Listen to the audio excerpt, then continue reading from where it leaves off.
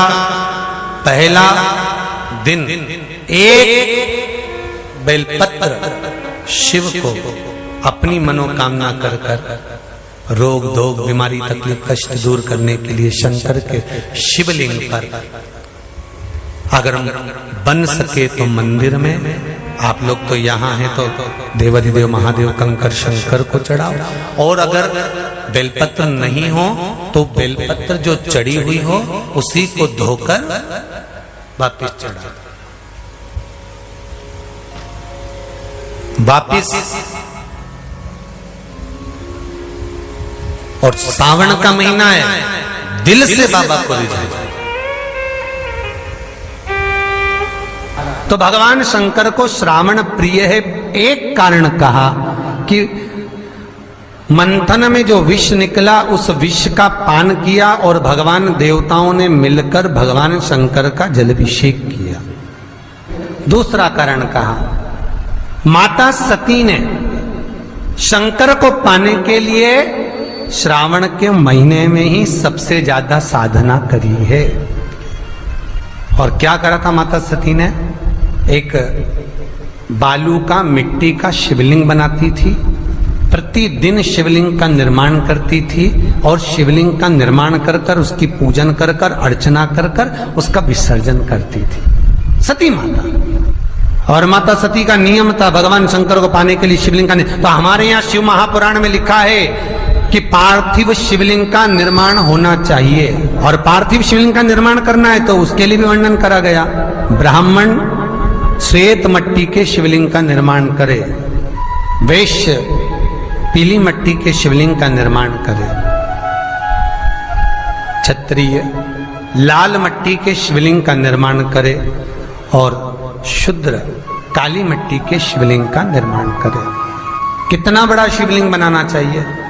अगर हम पार्थिव शिवलिंग का निर्माण कर रहे हैं या हमारे घर में हम कोई मूर्ति रख रहे हैं या हमारे घर में हम कोई मूर्ति को विराजमान कर रहे हैं तो उस मूर्ति का भाव कितना बड़ा होना चाहिए?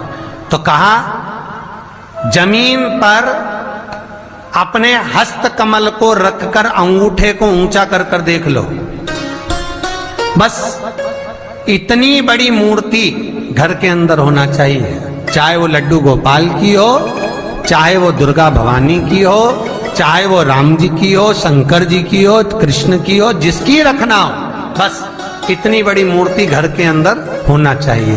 क्यों?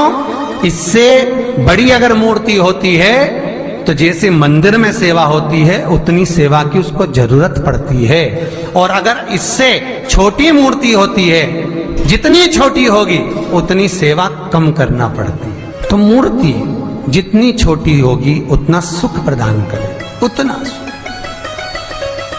उतना आनंद देगी। पर श्रावण के महीने में यदि आप रोज शिवलिंग नहीं बना सकते तो पूरे महीने में एक बार शंकर का शिवलिंग का, पार्थिव शिवलिंग का निर्माण करना चाहिए, जरूर करना चाहिए। और पार्थिव शिवलिंग का निर्माण कर कर उसकी आराधना, उसकी अर्चना, उसकी पूजन करना चाहिए। नमः शिवाय, ओम नमः शिवाय, ओम नमः शिवाय, नमः शिवाय। पार्थिव शिवलिंग का जब भी निर्माण करें, किसी थाली में या पात्र में, जिसमें भी आप निर्माण कर रहे हैं, उस पार्थिव शिवलिंग को बनाने से पहले उसके अंदर, पात्र के अंदर एक बेलपत्र रखे। बेलपत्र क्या? आपको कथा में कल कहा था, बेलपत्र का वृक्ष माता पार्वती के नयन अश्रु से प्रकट हुआ है, और रुद्राक्ष का वृक्ष शंकर भगवान के नयन अश्रु से प्रकट हुआ है। तो बेलपत्र रखकर फिर उसके ऊपर शिवलिंग का निर्माण करें, फिर उसके ऊपर शिवलिंग, उसका लाभ आनंदित होगा, उसका सुख आनंदित होगा, वो आनंद फल देने वाला होगा। कई लोग सीधे थाली में शिवलिंग बना देते हैं। माता पार्वती के हस्त कमल पर शिवलिंग का निर्माण है महाराज, हस्त कमल सुख देने के लिए। तो भगवान शंकर के शिवलिंग का निर्माण करें। माता सती ने भी किया, यही श्रावण के महीने में माता सती शंकर भगवान के शिवलिंग का निर्माण करती है, पूजन करती है, अर्चना करती है। फिर शाम के समय उस शिवलिंग को मस्तक पर स्पर्श कर कर जलाशय में, कुंड में, जल में, बावड़ी में, कुएं में, तालाब में उसका विसर्जन करती है मां। दूसरा कारण कहा, सती शंकर को इसी श्रावण में रिझाई थी, इसलिए शंकर को श्रावण अति प्रिय है। कि पहले आती है नवमी, फिर आवेगी एकादशी देवसोनी। तो भंडारिया नवमी का मतलब क्या होता है? भंडारिया नवमी का स्मरण क्या होता है? अभी आपको कहा था 9 जगह पर बेलपत्र चढ़ती है। भंडारिया नवमी का मतलब ही यही है कि भगवान विष्णु सोने जाने से पहले नवमी तिथि के दिन 9 बेलपत्र भगवान शंकर को समर्पित कर कर भगवान शिव के मंदिर में बैठकर भगवान शंकर की आराधना कर कर भगवान विष्णु लक्ष्मी जी के साथ अपनी सृष्टि का कार्यभार 4 महीने के लिए शंकर जी को सौंप देते हैं भंडारिया नवमी के दिन। और एकादशी के दिन से, देवसोनी एकादशी के दिन जब भगवान सोते हैं, उस दिन से भगवान शंकर पूरे कार्यभार को देखते हैं, पूरे कार्यभार। जब कार्यभार सौंपा गया, भगवान शंकर सृष्टि का संचालन करने लगे, तब ब्रह्मा और विष्णु ने आकर शंकर जी की आराधना यही श्रावण के महीने में करी थी कि आपने पूरा कार्य अच्छे से संभाला, इसलिए शंकर को श्रावण अति प्रिय है। यह तीसरा कारण है शंकर को श्रावण प्रियता का।